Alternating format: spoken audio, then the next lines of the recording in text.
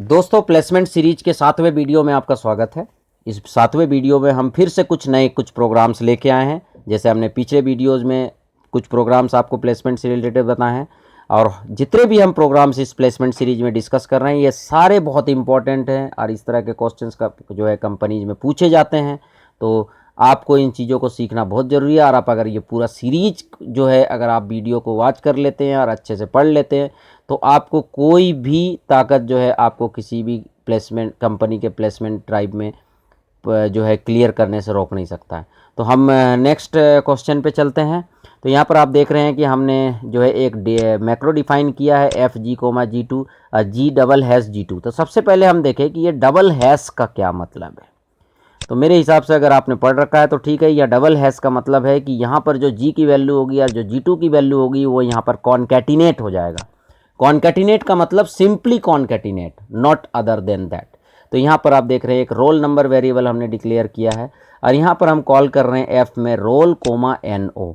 तो यहाँ पर क्या होगा, ये फंक्शन में जाएगा रोल जो है वो जी के अंदर जाएगा, NO जो है G2 के अंदर जाएगा और ये कॉन्कैटिनेट होकर हो जाएगा रोल NO।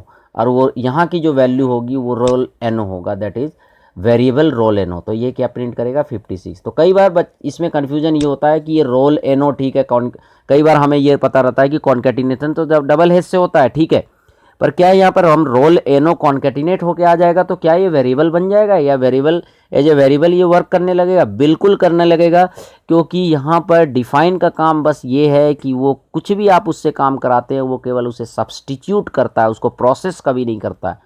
तो यहाँ पर G2 को जब आप उसको मिलाएंगे तो ये सिंपली रोल NO लिख के यहाँ पर छोड़ देगा। तो प्रिंटफ स्टेटमेंट रोल NO को एक वेरिएबल कंसीडर करेगा जो वेरिएबल ऑलरेडी डिक्लेयर्ड है और इट विल डिस्प्ले द 56। तो ये बहुत ही सिंपल प्रोग्राम था, और पर प्रोग्राम इस तरह के आते हैं तो मुझे डिस्कस भी करना ज़रूरी है। तो यहाँ पर आप देख रहे हैं 56 आ चुका, ठीक है। उसके बाद नेक्स्ट प्रोग्राम में चलते हैं। This is again very small program. दोस्तों ये आप सोच रहे होंगे कि इतने छोटे छोटे प्रोग्राम हम डिस्कस कर रहे हैं, तो छोटे छोटे नहीं है, यही प्रोग्राम आते हैं प्लेसमेंट में यही छोटे छोटे प्रोग्राम्स पूछे जाते हैं कि इसका आउटपुट क्या है, इस पर क्या एरर है तो क्या है। और इवन इंटरव्यूज़ में भी इस तरह के सीट आपको दिखा देंगे, अच्छा ये प्रोग्राम देखिए इस पर क्या आउटपुट आएगा बताइए। तो इस तरह के क्वेश्चंस आते हैं। तो इस प्रोग्राम में देखिए हमने इंट आई एक वेरिएबल डिक्लेयर किया है, फॉर लूप में i = 0 i++ प्रिंटफ स्टेटमेंट चल रहा है, प्रिंटफ कर रहे हैं हम आई। यहाँ पर एक तो सबसे बड़ी देखने वाली चीज़ है कि स्टूडेंट जो है या जो बच्चे हैं वो ये देखेंगे कि अच्छा 0 से लेके ये i++ हो रहा है, तो ये क्या करेंगे कि ये बोलेंगे इनफाइनाइट लूप में चलेगा। क्यों चलेगा भाई? 0 यहाँ पर एक 1 प्रिंट करेगा, यहाँ 1 प्रिंट करेगा, फिर 1 प्रिंट करेगा, फिर 1 प्रिंट करेगा, ये एक कन्फ्यूजन होगा। अच्छा, अगर किसी का दिमाग या किसी के नज़र चले भी गई इस सेमीकोलन पे कि फॉर लूप का जो है सेमीकोलन यहीं बंद हो रहा है, तो फिर भी वो कन्फ्यूजन हो सकता है कि वो देखेगा अच्छा 0 i++, अच्छा 0 1 2 3 4 5 ये इनफाइनाइट लूप में चला जाएगा। तो इस तरह के क्वेश्चंस और इस तरह के ही 80% बच्चे जवाब देते हैं, ठीक है। तो आपको 80% में नहीं रहना, वो 20% में रहना है जिसने सही जवाब दिया है। तो यहाँ पर सबसे पहली बात है, इसका आउटपुट दोस्त केवल 1 आएगा। अब आप सोच रहे होंगे 1 कैसे आएगा, इतना बड़ा लूप चल रहा है, इतना ये चल रहा है, इनफाइनाइट लूप चल। तो दोस्तों सबसे पहले ये देखिए आई का वैल्यू आपने किससे इनिशियलाइज किया? 0। फिर आप जो है कंडीशन चेक होता है फॉर लूप में, कंडीशन पे जब आया तो ये क्या लिखा हुआ है i++। कौन सा इंक्रीमेंट ऑपरेटर है? पोस्ट। तो चूंकि ये पोस्ट इंक्रीमेंट है तो यहाँ आई का वैल्यू क्या कंसीडर होगा? 0। और 0 मीन्स क्या होता है? फॉल्स। इसका मतलब फॉर लूप पहली बार में ही फॉल्स हो जाएगा। तो फॉर लूप पहली बार में ही जब फॉल्स हो जाएगा तो ये आगे एग्जीक्यूट ही नहीं होगा और जस्ट एक वैल्यू प्रिंट होगा, दैट इज़ 1। तो ये इसका आउटपुट है। तो हम लोग देखते हैं क्या आउटपुट आता है। तो ये आप देख रहे होंगे रिजल्ट जो है केवल 1 आया है।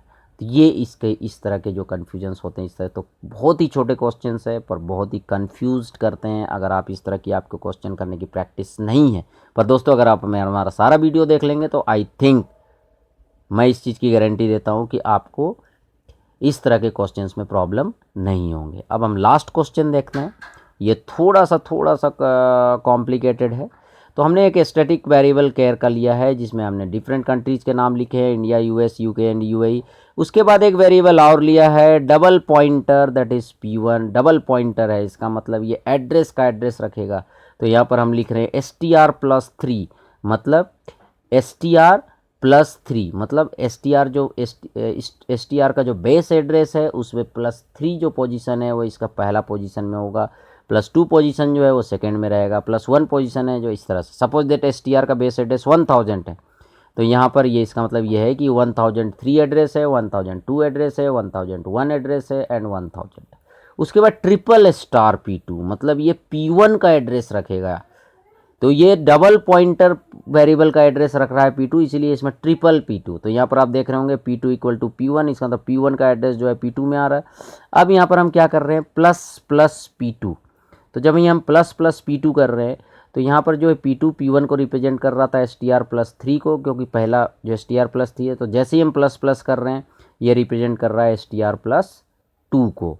अब यहाँ पर जब STR+2 जो है अब यहाँ पर आता है तो ये फिर से क्या हो जाता है, STR+2 जो है जब यहाँ पर आता है तो प्लस P2 जब हम करते हैं तो STR+2 जो है वो क्या हो जाता है, STR+3। अब उसकी जो वैल्यू है, उसकी जो STR+2 है, इसकी STR+3 हो जाएगा, इसकी जो वैल्यू है यस। तो यहाँ पर जब P2 जो है P2 में क्या है कि प्लस P2 जब हमने किया तो ये STR+3 से STR+2 में आ गया, क्योंकि P2 जो है वो पहले रिप्रेजेंट किसको कर रहा है, STR+3 को। अब STR+2 पे आ गया। अब यहाँ फिर से प्लस P2 है, तो ये अब STR+2 से आ गया STR+1 पे। अब STR+1 पे आ गया, पर इसमें इसके पीछे क्या हम कर रहे हैं, माइनस कर रहे हैं। तो STR+1 फिर -1, तो ये -1 +1 कट के क्या हो जाएंगे, STR। तो फाइनली क्या बचेगा, STR+2। तो यहाँ पर क्या होगा, STR+2 पे जो वैल्यू है वो डिस्प्ले होगा। तो STR+2 पे आते हैं तो STR जो बेस एड्रेस है उसमें I स्टोर है, STR+1 में N स्टोर है और STR+2 में क्या स्टोर है, D स्टोर है। तो यहाँ पर ये प्रिंट क्या करेगा, चूंकि स्ट्रिंग है तो D से लेके जितने भी लास्ट के स्ट्रिंग है, मतलब इस स्ट्रिंग का जो लास्ट है वहाँ तक, दैट इज़ DIA। तो देखिए आप एग्जीक्यूट करते हैं, हमने कंपाइल किया, सॉरी यहाँ पर हमने STR लिख दिया था आपको समझाने के लिए। तो यहाँ पर मैं कंपाइल करता हूँ और जब मैं इसको रन करता हूँ तो आप देख रहे होंगे DIA स्टोर है। तो दोस्तों ये थोड़ा कॉम्प्लिकेटेड था, और अगर आपको फिर भी कोई क्वेरी है तो आप मुझे कमेंट सेक्शन में कोई भी क्वेरी आप पूछ सकते हैं। इवन आपको कोई आउटपुट किसी भी क्वेश्चन का समझ में नहीं आ रहा है तो आप हमें क्वेरी सेक्शन तो नीचे कमेंट कर सकते हैं, मैं आपको डेफिनेटली आंसर करूँगा। और अगर आपको वीडियो अच्छा लगा तो आप लाइक करें, शेयर करें, और हमारे वीडियो को अगर अभी तक आपने सब्सक्राइब नहीं कर रखा है तो उसे सब्सक्राइब करें, और सब्सक्राइब करने के बाद बगल में जो एक बेल है उसको क्लिक करना ना भूलें, जिससे कि आपको मेरे सारे वीडियोस का अपडेट आपको मिलता रहे। Thank you.